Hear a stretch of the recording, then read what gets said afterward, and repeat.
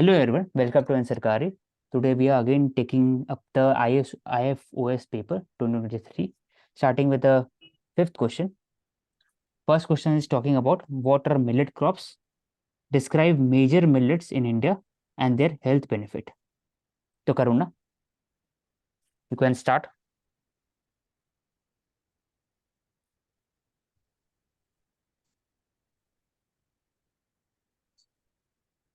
Pravesh. ठीक है, मैं करता हूँ. So the very first question is saying what are millet crops? Describe the major millet of India and their health benefits.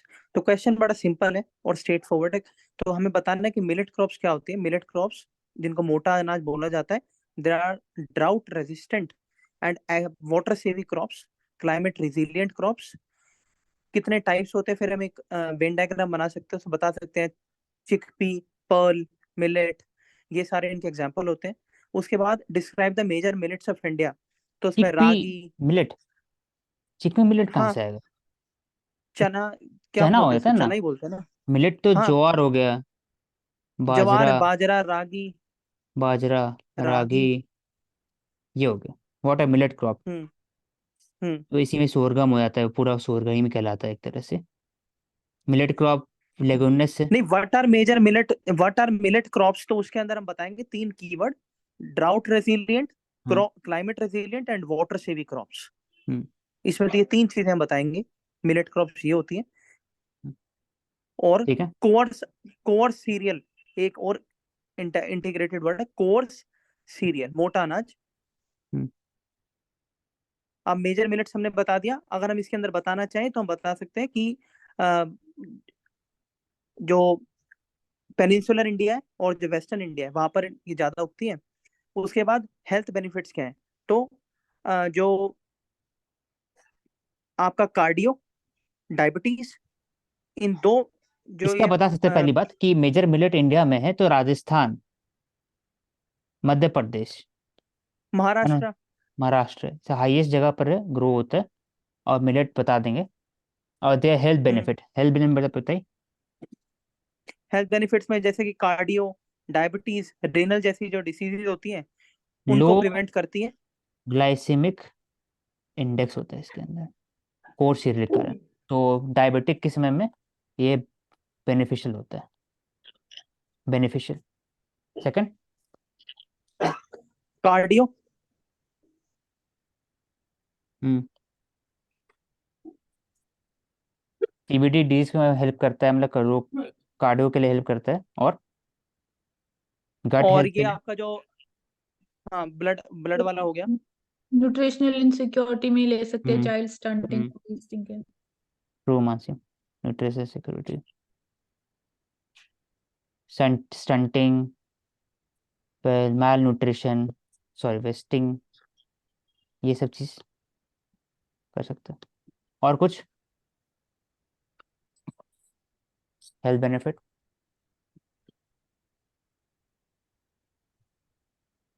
ये आप इसमें ये बोल सकते हो कि जो आपका जो लाइफस्टाइल चेंज की वजह से जो रिलेटेड प्रॉब्लम्स होती हैं उनको, कम्युनिकेबल और जो डिसीज होती है उनको प्रिवेंट करने में काम करता है.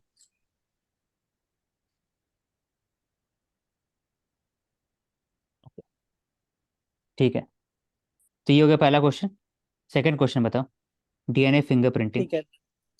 तो अब क्वेश्चन पूछ रहा है व्हाट इज डीएनए फिंगरप्रिंटिंग. दो तो स्ट्रक्चर क्वेश्चन के बनेगा अंदर ही इसका. आंसर है. एप्लीकेशन. हाँ. वाह. तो डीएनए फिंगरप्रिंटिंग बेसिकली एक लैब की ऐसी टेक्नोलॉजी होती है जिसमें जो डीएनए होता है उसके अंदर से न्यूक्लियोटाइड एक कंपोनेंट होता है, उसको जेनेटिक, उसकी एक टेस्टिंग होती है, उससे ये पता लगता है कि किसी आदमी का डीएनए किससे मैच हो रहा है. तो basically DNA match, DNA matching में काम आती है. और आइडेंटिफिकेशन का एक टूल होता है डीएनए ये फिंगरप्रिंटिंग. तो ठीक है, एप्लीकेशन में आएगा ना. फोरेंसिक में ठीक है, डीएनए मैचिंग ये इसमें आएगा. आइडेंटिफिकेशन. हाँ, तो उसमें इतना ही आएगा कि डीएनए फिंगरप्रिंटिंग क्या होती है. तो और मैं ये बता दूंगा कि जो हमारे यहाँ एक स्पेशलाइज डिपार्टमेंट है, centre for cellular and molecular biology, तो वो इसको रेगुलेट करता है. FSL फोरेंसिक साइंस लैबोरेटरी, उसमें होगा। तो DNA फिंगरप्रिंटिंग में बात कर सकते हैं कि हर एक इंडिविजुअल का अलग से DNA होता है, और उसको आइडेंटिफाई करने के लिए जो सैंपल है उसको कलेक्ट करते हैं, ब्लड सैंपल से DNA को एक्सट्रैक्ट करते हैं, उसको फिर कट करते हैं बाय रिस्ट्रिक्शन एंजाइम। उसके बाद जो DNA फ्रैगमेंट है उसको लाइट सोर्स के अंदर में रखते हैं, जिसमें बैंड पैटर्न निकलता है, तो ऐसे ऐसे लंबा लाइन, तब पता चलता है कि किसका बैंड कितना है, और उसी से फिर DNA फिंगरप्रिंटिंग करते हैं।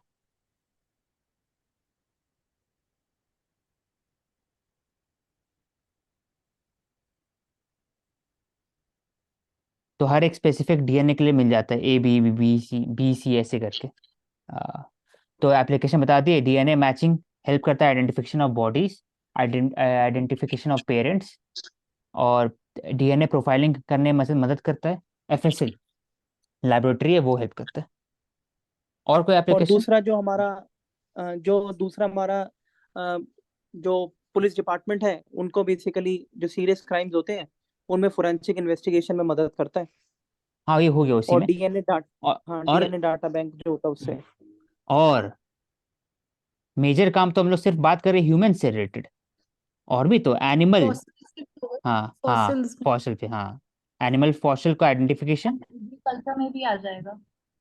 हाँ, ठीक है। एग्री क्रॉप को एक तरह से रेजिलिएंट बनाने के लिए, more and more climate resilient, और काउंटिंग कर सकते हैं कितना स्पीसीज है। जैसे हम लोग बात किए थे ना, क्वेश्चन इस साल पूछा था, DNA जो एयर से DNA प्रिंटिंग था, मानसी, किस DNA हाँ, सैंपल एयर से उठा लेते, एरोनॉमिक्स कुछ था, DNA एरोनॉमिक्स। एरोनॉमिक्स करके ही था। तो उससे हम लोग फाइंड आउट कर सकते हैं कितना स्पीसीज वो एयर में मौजूद है, वैसे ही वाटर में कितना स्पीसीज मौजूद है, उसमें DNA प्रिंटिंग यूज कर सकते हैं। तो फॉर कंजर्वेशन एफर्ट में भी यूज कर सकते हैं इसको, प्रिजर्वेशन के लिए कर सकते हैं इन्वायरमेंट, उसके बाद फिर क्रिमिनल में यूज कर सकते हैं। लेकिन आप फोरेंसिक का बात करें तो सब में क्या हम फोरेंसिक मतलब सब डीएनए होता है। बैंक्स भी कर सकते हैं इंक्लूड? क्या DNA? डीएनए बैंक्स हाँ, इसी में आ गया। जैसे DNA हाँ, उसे प्रोफाइलिंग में है, आ गया ना, बैंक में आ गया ना। डीएनए हाँ बैंक है। ठीक है, नेक्स्ट क्वेश्चन में आते हैं। ये मानसी, ये आप बोलना। ओके, सो कम्युनिकल डिजीज। कम्युनिकेबल क्या होते हैं? Discuss the control efforts made by the government of India in this regard. तो पहले डेफिनेशन में, communicable diseases which basically gets transmitted from human to human via different mediums like air and water. So infected particles, they can get transferred to humans. So these are called communicable diseases. इसमें examples लिख देंगे। ये तो भी हो सकता इसमें है, मानसी, और एक एनिमल बिटवीन टू ह्यूमंस और ह्यूमन भी हो बिटवीन सकता है। एनिमल ह्यूमंस जूनोटिक भी होता है। हाँ, जूनोटिक।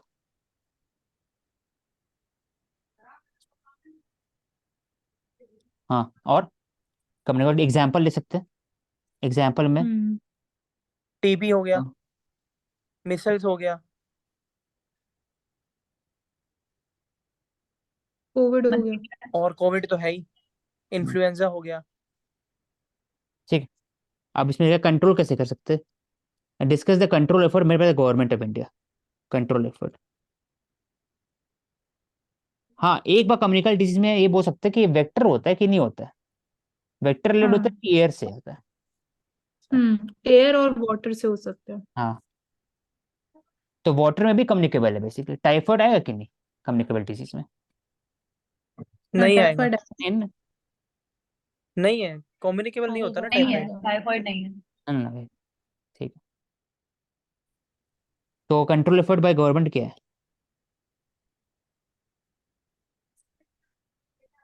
एक तो वन हेल्थ अप्रोच आ जाएगा, इंटीग्रेटेड हेल्थ अप्रोच। ठीक है, टीबी इंटीग्रेटेड। कंट्रोल के वन हेल्थ होता है बेसिकली, इसको नहीं पता है, कि आप एनिमल, ह्यूमन और इन्वायरमेंट तीनों को प्रिजर्व करोगे, तीनों को अगर आप सही डायरेक्शन कंजर्व करोगे और इंटीग्रेटेड काम करोगे, तो वन हेल्थ इसी का है, सबका हेल्थ तभी करेंगे। हाँ, फिर दूसरा फिर स्पेसिफिक टीबी स्कीम्स, कंट्रोल उसमें प्रोग्राम है। National TB specific control control हो प्रोग्राम। गया, स्पेसिफिक स्कीम्स हो गया। इसमें मैं बता देता हूँ, इसमें example. Basically national vector borne disease control programme होता है। इसके अंदर जितने भी कम्युनिकेबल डिसीज होती हैं उनका प्रिवेंशन और उनका कंट्रोल बेसिकली होता है। इंस्टीट्यूशनल लेवल पे हमारे यहाँ communicable national communicable disease prevention control authority है, जो इनको मॉनिटर करती है और जो रेगुलेटरी मेजर्स है वो करती है। उसके बाद हम जनरल मेजर्स की बात कर सकते हैं कि बिहेवियरल, जैसे कि वॉशिंग और वैक्सीनेशन, इम्यूनाइजेशन, तो ये बिहेवियरल लेवल पे कर सकते हैं। तो 3 pronged स्ट्रेटजी मतलब मेरे हिसाब से हो सकती है। और नेशनल हेल्थ मिशन के अंडर आती है, जो मैंने बताया अभी, कम्युनिकेबल डिसीज कंट्रोल अथॉरिटी। हम्म। और डिजास्टर मैनेजमेंट में ग्रास रूट लेवल में एनआईवी जो नेशनल इंस्टीट्यूट ऑफ वायरोलॉजी है, इसके रिकमेंड किया हुआ है कैसे आप इसको डील कर सकते हो। निपा वायरस हो गया या फिर कोई भी वायरस होता है, उसके लिए काम कर सकते, कंट्रोल कर सकते हैं इसको। मिशन मिशन इंद्रधनुष, इंद्रधनुष, वैक्सीनेशन से हाँ वो तो बोल सकते हैं वैक्सीनेशन ट्रू। वैक्सीनेशन में। वैक्सीनेशन जैसे इसमें BCG है, फिर मिजल्स, रूबेला और MR, मंकी पॉक्स है। MR क्या ठीक है होता शायद। है? MRA होता है? MRP, नहीं, MRP होता है, MRP नहीं होता है। एम था मलेरिया, MPR होता है। MRN।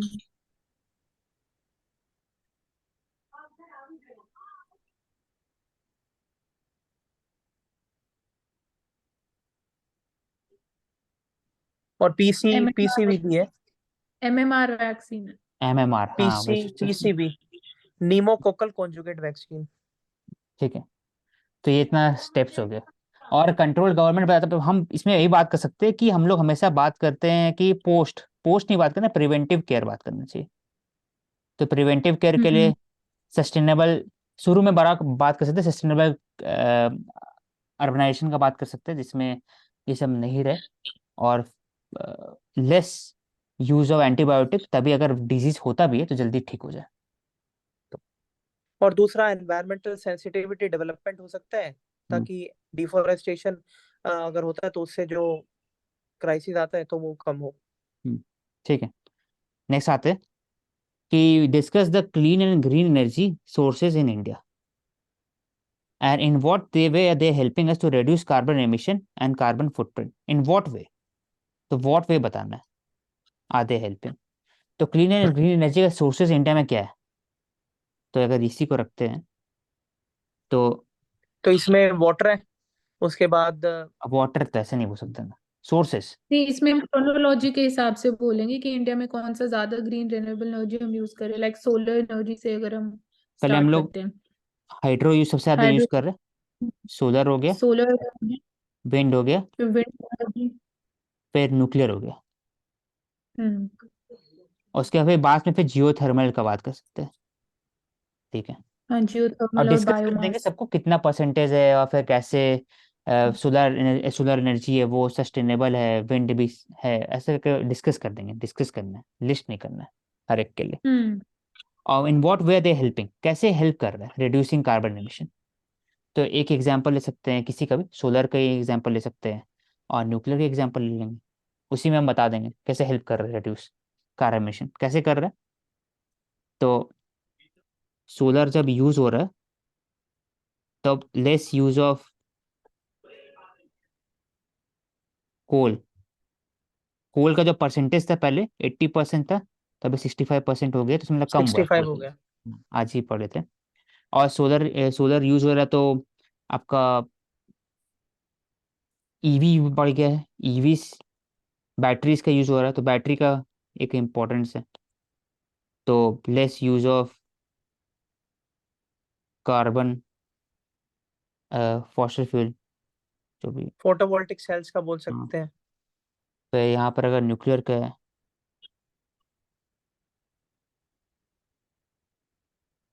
तो 24/7 दे सकता है, ये 24/7 नहीं होता है, तो ऑल्टरनेट फॉर्म ऑफ है ये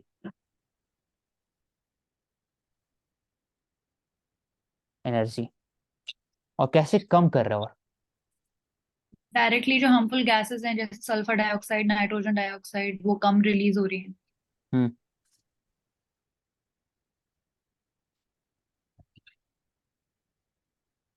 ये बोल सकते हो।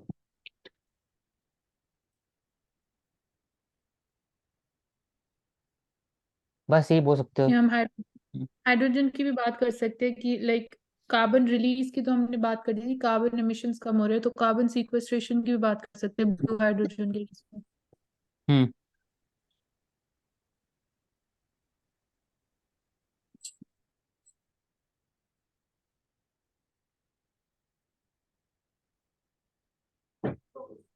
क्या हम इसमें चैलेंजेस भी ऐड कर सकते हैं जो क्लीन एनर्जी से रिलेटेड है? नहीं, उतना महंगा नहीं है। वहां पर इससे लिखेगा इन व्हाट वेज ये किया जा रहा है, मतलब कि what ways they are helping us. बोलता है डिस्कस करिए कि कर रहा है कि नहीं, तब फिर हम लोग चैलेंजेस भी लिखते हैं। लेकिन आगे what ways they are helping us, carbon footprint को कम करने के लिए। तो हम बता सकते हैं कि एनडीसी का जो है इंडिया का, वो सही डायरेक्शन पर है, एसडीजी गोल मीट हो रहा है, ये बोल सकते हैं। जो फेज डाउन है वो भी सही डायरेक्शन में जा रहा है, और तो फुटप्रिंट कम हो रहा है। हाँ, और इसके साथ साथ इंडिया जो प्रमोट करता है with respect to the sinking carbon sink, वो भी प्रमोट कर रहे हैं इंडिया। तो इसी को जोड़ देंगे, हो जाएगा। तो आज हम लोग 5 6 ले चुके हैं, ये कर लेंगे कल। Okay, thank you everyone. We will do next questions tomorrow of the IFOS paper 2023.